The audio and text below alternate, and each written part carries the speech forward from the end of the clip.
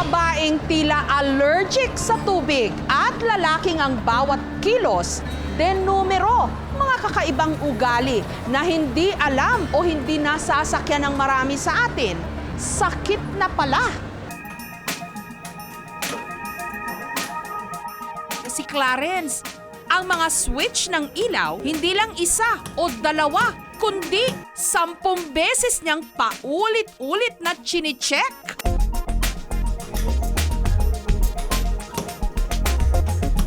To make sure na gumagana siya before I leave the place, nakapatay siya.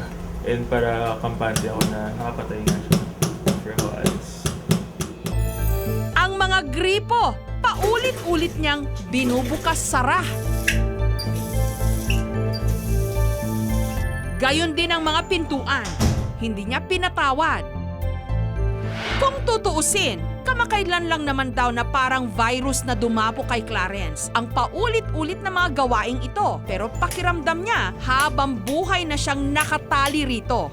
It all started yung sa shower, yung knob. Kakapatay bukas ko ng shower, naputol yung knob, tapos yung water nag-overflow. Doon ako natakot. After nun, hindi lang shower yung sinecheck ko, nandun na yung switch ng lights, tapos yung plugs.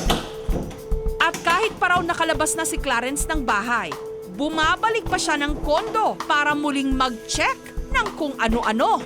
Papunta akong school one time, tapos biglang pumasok sa utak ko na patay ko ba yung shower, na patay ko ba yung yung ilaw. So bumalik pa ako para lang i-check, tapos paulit-ulit na naman. Kaya most of the time, nalilate ako for school. Sa kabila nito, hindi siniseryoso ni Clarence ang kanyang kondisyon. Actually, I've already tried it before. Kunwari, sige, 4 times ko na lang or 5 times ko na gagawin.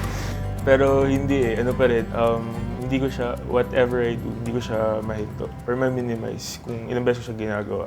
Kasi darating talaga sa point na gagawin ko talaga, paulit-ulit.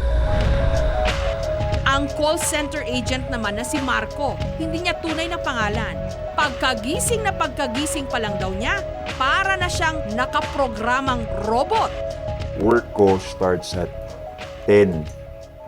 So, ang gagawin ko, pag bago ko matulog, i-alarm ko yung cellphone ko ng 5:30 pa lang. Pag nag-alarm ng 5:30 yun, magigising ako, i-alarm ko uli siya ng 6 o'clock.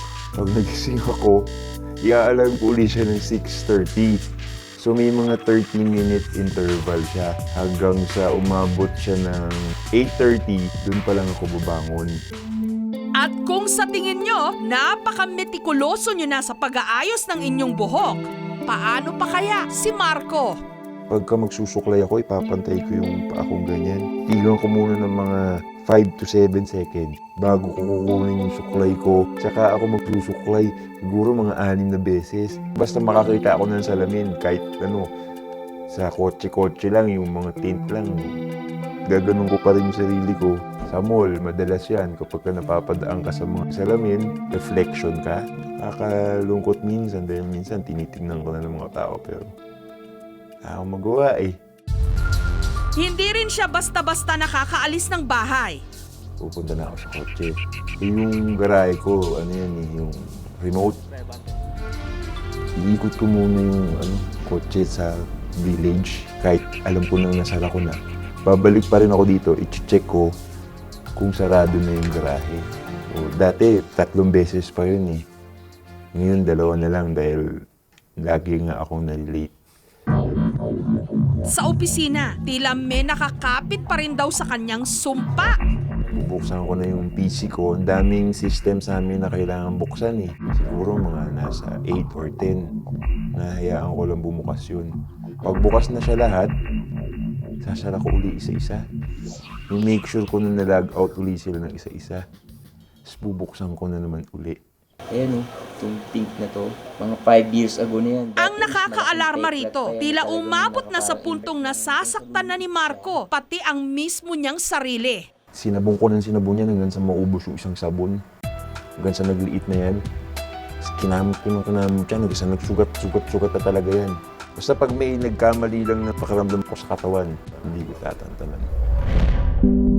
Ayon kay Dr. Dulce Sahagun, psychiatrist, ang mga taong may kakaiba at paulit-ulit na kilos at pag-uugali na hindi nila mapigilang gawin, merong OCD o Obsessive Compulsive Disorder.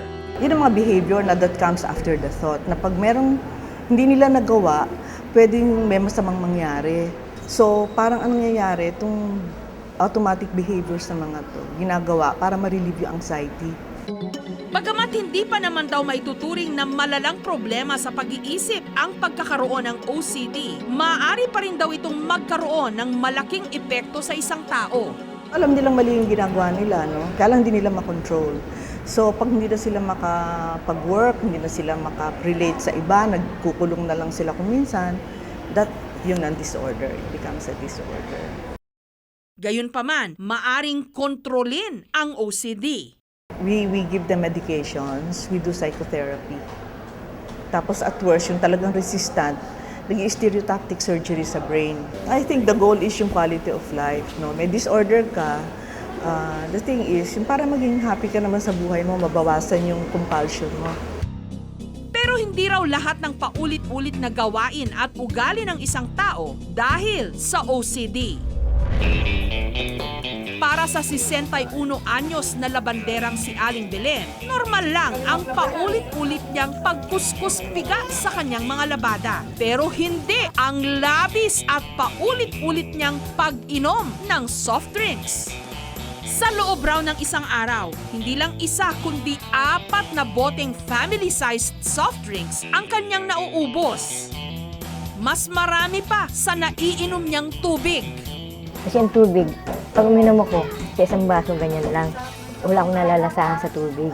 Parang hindi rin nababasa yung aking lalamunan. Talagang hinahanap ko yan. Parang hindi ako kontento sa isang araw na hindi ako makainom. Araw-araw, gumagastos si Aling Belen ng humigit kumulang 70 pesos para sa hilig niyang inumin. Hindi ako manghinayang kasi gusto ko talaga makainom. Tulad ngayon, nanunuyo na ang aking bunganga na naman, pati lagi ko. Sa kanyang edad, wala pa naman daw siyang nararamdamang kakaiba dahil sa kanyang bisyo. Gayunpaman, minarapat pa rin naming ipa-check up siya sa doktor. Lumabas sa pagsusuri ng doktor na mababa naman ang sugar level ni Aling Belen. Yung sugar mo sa ngayon, maswerte ka, maganda. Pero later on, yung sinasabi mo na 3 hanggang 4 na soft drinks, hindi ko maganda yun. No? Kasi unang-una, Lola, ang epekto na sa diabetes. Kasi pag tubig ang iinom ko, matabang, wala akong lasa. Kung sabi mo matabang yung panlasa mo, meron naman tayong mga kuwan dyan, yung mga lasang matamis na wala namang matamis. Kayanin ko. Baka mangyari nga sa akin, yung sinasabi ni Doc, baka yun ang makaano ko sa akin. Kaya yung sinabi niya, susundin ko. May mga gawaing hindi natin maiwasang gawin araw-araw, paulit-ulit. At natural lang na may mga bagay tayong kinahihiligan. Pero dapat alam natin kung kailan ititigil ang mga ito. Lalo pa kung kalusugan at kapakanan na natin ang nakataya.